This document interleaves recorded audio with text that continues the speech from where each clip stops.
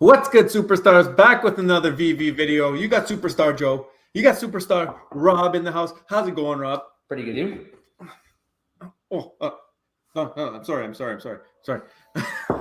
I'm doing well.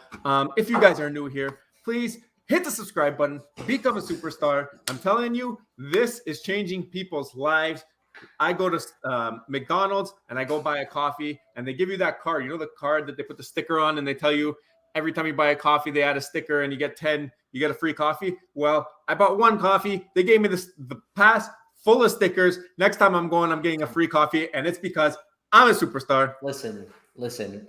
I think I got to bring up a comment, actually. You just reminded me, but, I think people are looking for more realistic reasons why they need to become a superstar. They need evidence, okay? Like none of this like free haircut stuff. They want something different. So huge shout out to Superstar J. Co. Sent us a comment 2 hours ago. Why do you guys lie so much in your intros? It's not Canadian humor or something. I have seen the movie Strange Brew. Kind of reminds me of you too. So I said, let's give some real examples instead of some, fictitious. We don't want to stretch the truth too much. Let's show what actually happens.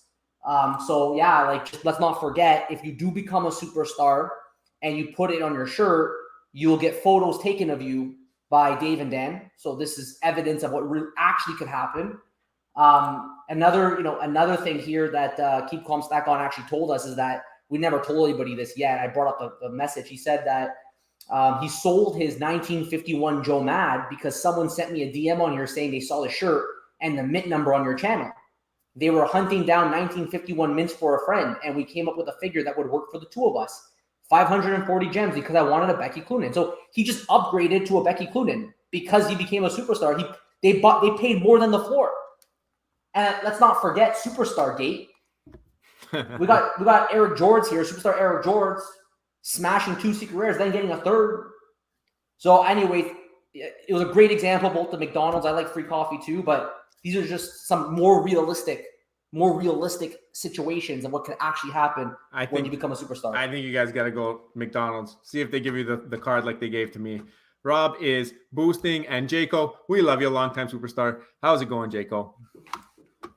Also, follow our socials. Twitter, that's where we talk to you guys. Instagram, TikTok, send us videos, pictures. We will become famous if we post your picture. It's just a matter of time. So if you're not ready to do that, don't send us anything because honestly, it really changes your life. Fastos, follow us on the Veve app. I will follow you back. I'm trying to do it once a week where I go in and just follow every single person back. I did that a couple days ago. So maybe by like midweek, I'll do it again. So if you're following us, I will follow you back and you will have some more friends on the Veve app. All right. So we have a nice big drop coming up tomorrow, and I'm sure a lot of you guys want to know our price predictions. So let me pull it up here. We've got the Jurassic Park, the T-Rex coming. Long time coming. They've had Jurassic Park on their website for since day one, and now finally it's come. I think we have a thumbnail way back when with Jurassic Park on it. Yeah. But here is the medium article. We finally got it. It's a blind box. We've got the common, which is static. Pretty cool looking common. Looks nice. We got 9,250 editions, so nothing crazy. Then we got the uncommon, mouth closed, which is kind of shocking, which makes me think this might go below the value of the common. And another reason I think that is because there's 8,250, so only 1,000 less of the uncommon. Then we go to the rare, which is animated. So let me pull that up here because they also have these on their Twitter. This is the rare. So let me pull that up. This is actually a really cool animation, in my opinion. It's really long. That's great. That's really nice. And he takes a couple steps. To me, I really like that animation. Yeah. And then this one's got 5,250. So they took quite a bit of a dip, 3,000 less. Yeah. And then you got the secret the rare with 2,000 less, which actually has sound and a roaring sound. Here you go, and it's also on their Twitter, so you can go there and check it out. But look at the animation. To me, it's a shorter animation, but I really like the fact that it has sound. I think I need both. That's what this means. So it'd be nice if it was long with the roar. That would have been the perfect height. Like if it was this exact same animation and then it just ended with this, that would have been perfect to me. It's still kind of sick though. I'm not gonna lie. I'm not a big Jurassic Park fan, But these are just sick collectibles to have in your collection to show people. I can't wait for the AR aspect, just to put it in my house and then get Roar or whatever. So we have done the spreadsheet, guys, because we don't know if we want to go for this drop or wait for it in the secondary market. That has now been the question. Do you mint it or do you not mint it? We put in some price predictions. And Rob, why don't you go through them? Because I think they might be a little lower than people expect. Yeah, so just a reminder, it's a $50 listed price. There's the 26,000 mints total, 8.5% fee. I was actually checking to see if it'd be 2.5 or they lowered it, but no, they're greedy. They want the full amount. Price predictions is an interesting one. Is a really interesting one. We feel that probably the common and uncommon are going to go very low. It doesn't do anything cool. The other two are animated. All the money meant for this drop will probably go to either the rare or ultra rare or both.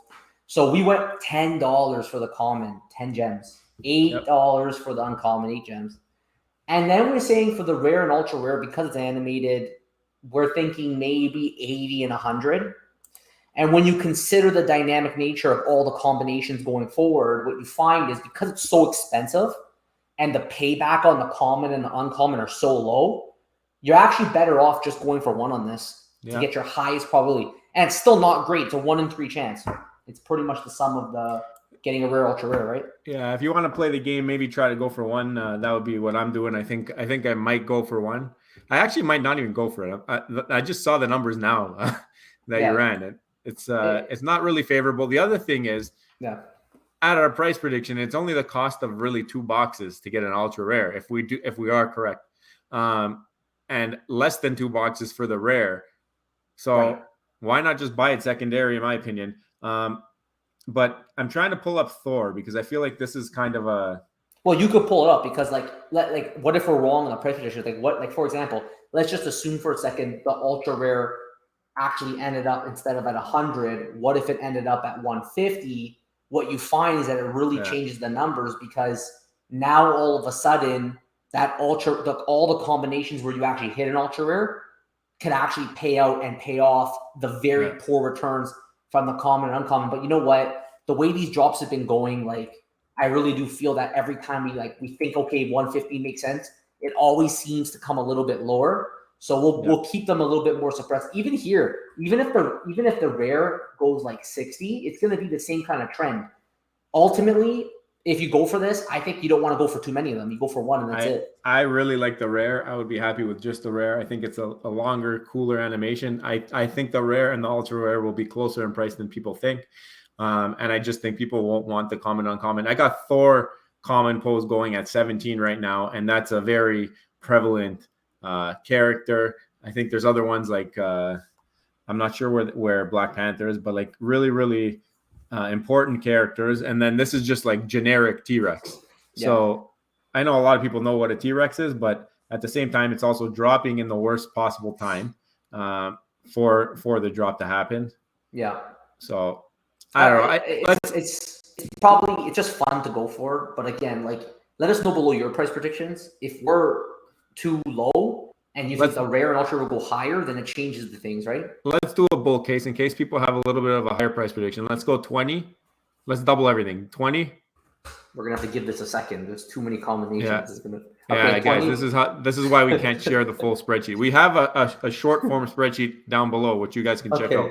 20. Then what do you want? 15 here, maybe? You want 16? Okay, we'll go 16. What about the rare? Our original rare was 80, so put it at 160. Double. Okay, this is a big bull case. Okay, 160. Yeah, and 200. 200. All right, we'll go 200 on the ultra rare. Let's see. Let's see where we go. I don't think that this will happen, but let's see what happens. I mean, if it does happen at that point, you're making enough back that you do kind of have a sweet spot around the 3rd, 4th range.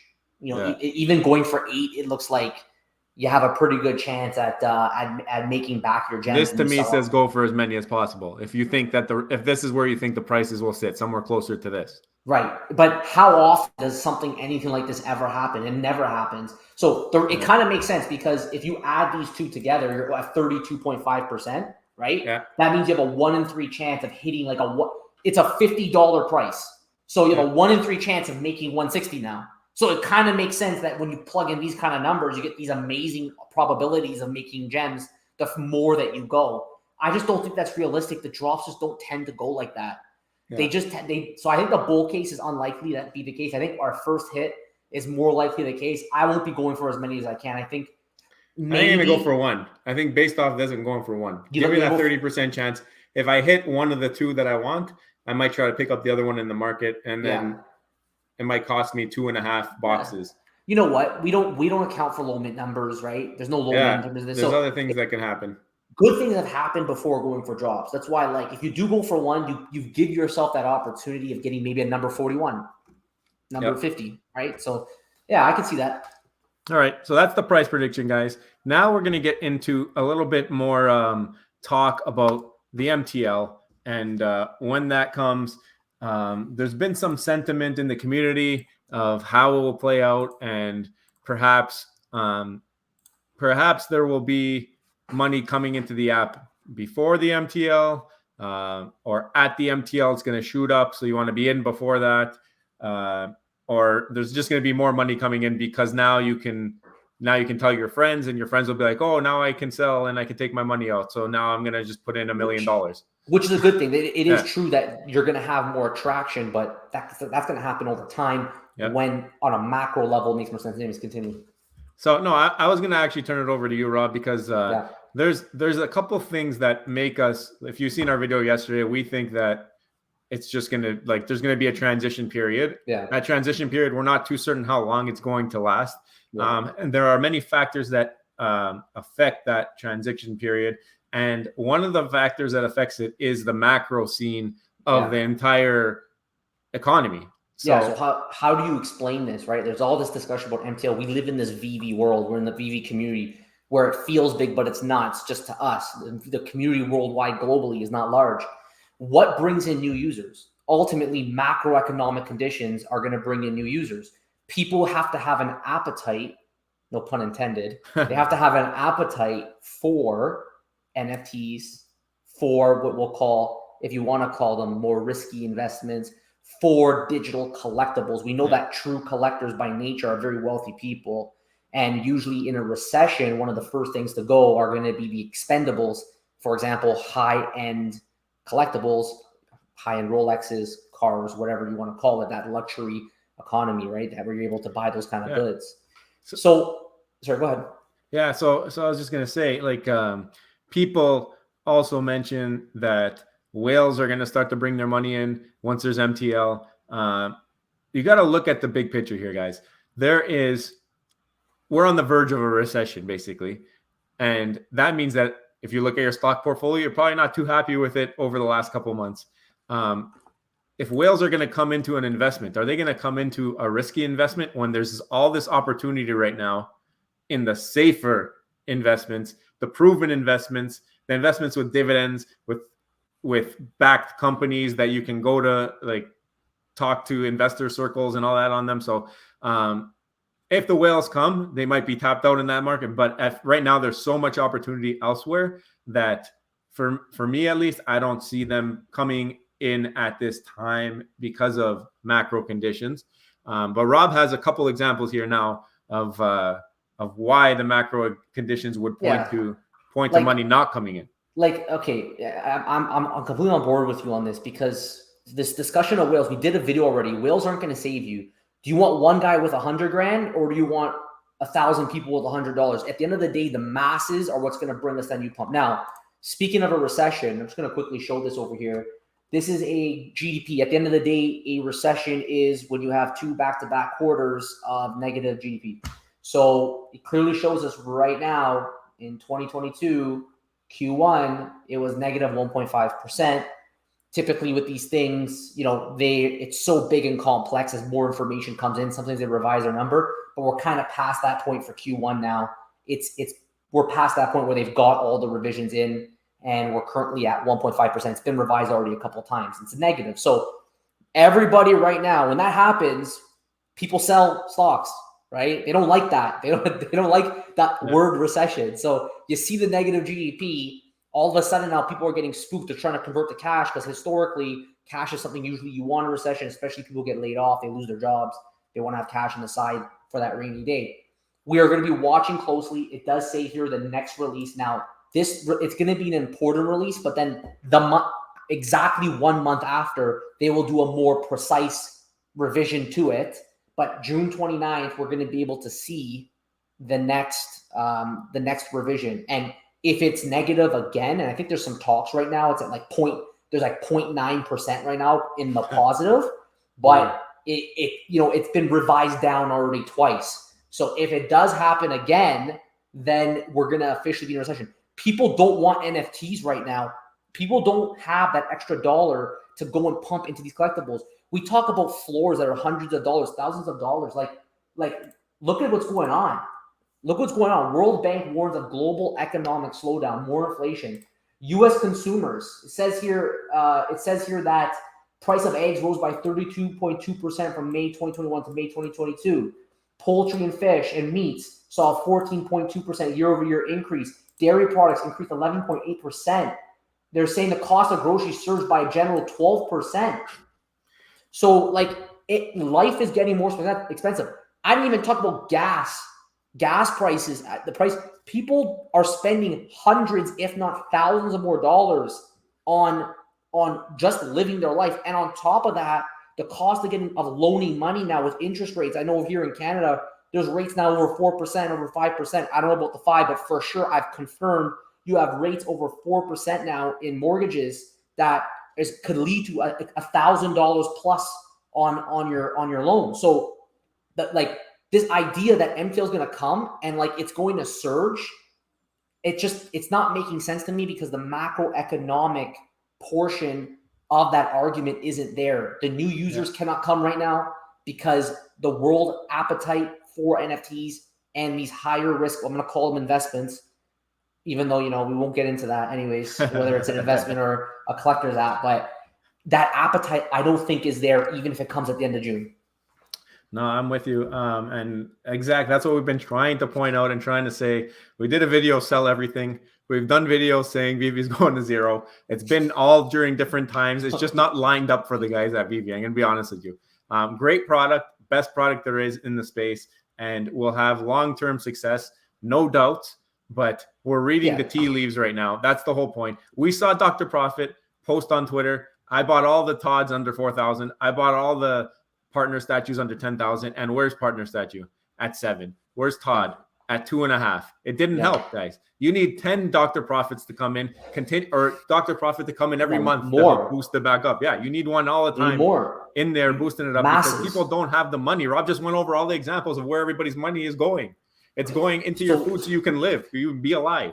So this brings us back to the topic of buying power, right? The people's buying power right now isn't here. Now, when MTL comes, clean gems are extremely important for the overall long-term growth. MTL is extremely important for the overall growth. But the comment sections that we have, people are asking us, what do you think will happen when MTL comes? We're not talking about in the future after MTL. We know it's good for the app. We know it's good for growth. We're talking about when MTL comes in the very short term after MTL. Is the new people coming in going to have more buying power than the individuals already here? And when they come with that buying power, is it going to be enough to counteract people taking their money out of the app? And I think ultimately the answer is no, because the gems, whereas you could buy them at 0.5, 0.6, now you're going to buy them at a more expensive rate. Before you spent $1,000, you got 2,000 gems. Now you got to spend 2,000 or actually whatever, maybe 1,800 to get to 2,000 gems, depending. Yeah. That's less buying power. Let's assume the off-app gem market doesn't exist after MTL because that's everybody's reasoning. Yeah. That's why everything's going to go up because there's no off-app gem market, even though there will be. But if there wasn't, now you're paying 1-to-1.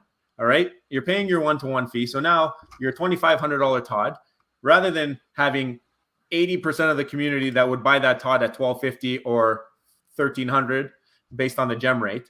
Now everybody has to buy it at $2,500. You're not going to have nearly as many buyers because not as many people can afford it. That's where Rob's talking buying power. Now you're going to have people having to actually pay 1-to-1, pay $2,500. You automatically shrink the amount of people who will buy that Todd. So what happens?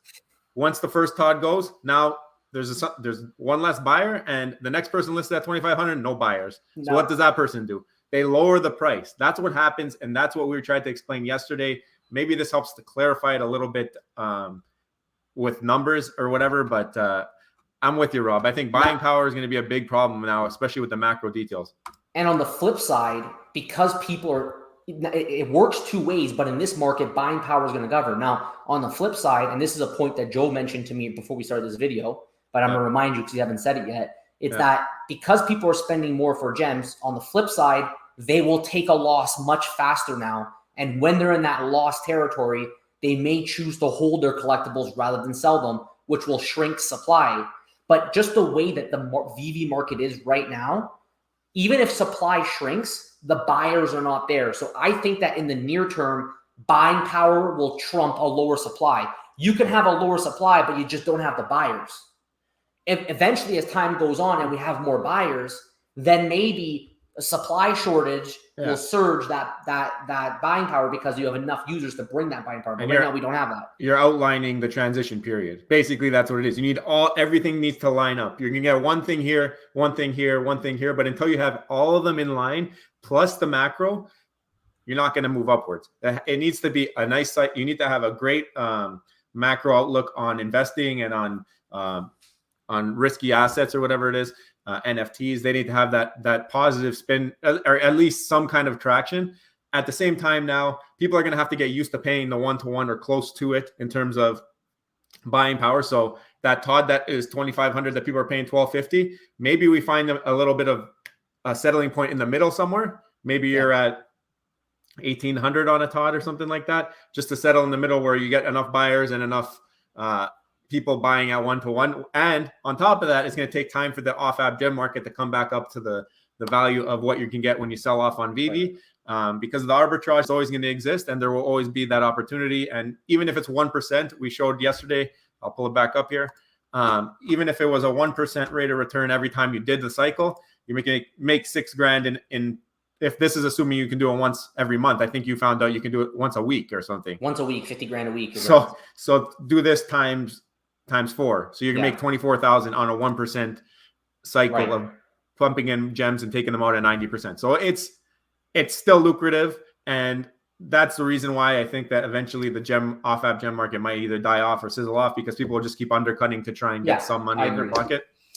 But that's going to take time. So don't get tricked into thinking, okay, it's going to move up just because MTLs have announced now and everyone's coming flooding the gates. Yeah, you're going to get more people in because now they can take their money out. You have people who have held money out and they haven't put it in because they said, I'm waiting for MTL, so I know I could put it in and I could take it out if I need to at worst case. That's going to happen. Might be a little bit of a slight pump at some point. But the overall trend will not continue upward until we have all these factors in place. Yeah, I agree. Bring us back up. I have a couple more thoughts here. So then there's a discussion as well about off-app gem market and how maybe they may ban people. Listen, there's no reason to be banned. Now, they are clear. VV is clear that if you do things outside of their terms and services and you bought gems off app and those gems maybe were involved in, you got it through illegal means, then yeah, you could get banned. Like if you're doing illegal things with the gems, if you got them for free from scamming, let's say, you can get banned. But if these are just, you're still using their services, right? Whether I pay Joe Fiat on the side, I got to go on VV and make a purchase through their service. I'm not breaking their terms and services. I'm buying his collectible, whatever. If the floor is $30, I pay $300 for it. I'm using their services. They're getting the fee. You're within their terms and services. I haven't seen anything in their terms and services that says that you'll get banned for doing this, and I don't think that that's a concern. I agree with you that the off-app gem market, though, over time will eventually, essentially get killed. And I got one more thing to address because we get a lot of slack sometimes about putting videos talking about the market and kind of like how MTL will go down, whatever. But let us be clear. This does not mean VV will fail. I think VV is too large at this point to fail. I think they're going to be just fine if they don't have those user growth. They don't want the growth. They've said that. They said they are not ready to market. They're not prepared to grow. So do we think MTL is going to all of a sudden bring this growth? Probably not. Now, crazier things have happened in life. For all we know, they released Pokemon at the same time they have MTL. Next thing you know, the crazier things have happened. But the evidence we have in front of us right now, I have to predict at that point that it's going to be bad when MTL comes in terms of pricing. We will see a continuous bearish movement, which we've seen so far. And we'll be watching the gems in app, and we will see through the data when things turn. And when things start turning, we will know this is actually legit. We do have new users now that are exceeding the amount of, primary, secondary burns in the market and all that. And the whole reason that Pokemon or a big IP like that would help to fuel the fire to blast this off is because you're going to get those new users, which is something that we don't have right now. And that's another macro outlook, in my opinion, because unless you bring in new people from outside that aren't looking at the app right now, we have to analyze what we have. So assuming that they don't do that and they don't market in the way that they're going to market. And from what I understand, they weren't planning to market until MCP was in place too. So they're doing a little bit here and there, AMC deal, Star Wars little thing there, but I don't think that's their full game plan. I think they got influencers on the side. I think there's a lot of meat and potatoes that they don't have out yet. And just be thankful that you're here now. You're here early. And if stuff goes down, don't sweat it, because it'll go eventually. If everything pans out, it's going to go right back up. But it's just how much can you hold on and how much can you sweat it, or can you play the game? Can you sell it and then buy it back lower? That's the game that at least I'm trying to do. And I know Rob's hanging on like that cat in that poster, the hanging in there. I'm holding all my collectibles. I'm just holding them. But he likes them. So if you like your collectibles, hold them. If you like your mints, hold them. I take photos with them. I literally just, sometimes I see a little kid. I'm like, hey, you want a cool, one of my family members, whatever. I'm like, you want a cool photo? I go through my collection. I'm like, why don't you pick your favorite collectible, take a photo, send it to their parents so that they can see it. I have some fun with it in the meantime. At least I can do that. But yeah, I agree with everything you said. So I'm curious to know, everybody watching, what you think. You should let us know below what you think about this video, because we still had some people say that they think that MTL maybe already has everyone who wanted to sell already kind of cash out. But now we're kind of adding to our argument from our last video, saying, well, don't forget about buying power. So let us know below what you think. Even if they did sell already, I mean, we've already said that. We've shown the putting cheeks a sheet and how we think that even if it has a huge dip in gems that are in app, that doesn't really matter. Those are for arbitrage and it won't affect the market. But there's bigger things, and we talked about them today, about why the downtrend should still continue unless we do get some kind of crazy IP or something like that. So I think that was a really good video. I think it needed to be said. And Rob, why don't you take it from here? Yeah, again, let us know below. We would love to hear from you. We want to know what you guys think about this video. What do you think about MTL? Will it crash the market? Are you on this? I think most people do think that there's going to be a crash, but give us some good arguments why, other than the fact that MTL is just baked into the market already because everyone cashed out off app. Why do you think that MTL would maybe bring a pump quickly? I think that's really what we're trying to answer here. I'm not talking about 2 years from now. I want to know within that first, immediate transitionary period when it comes.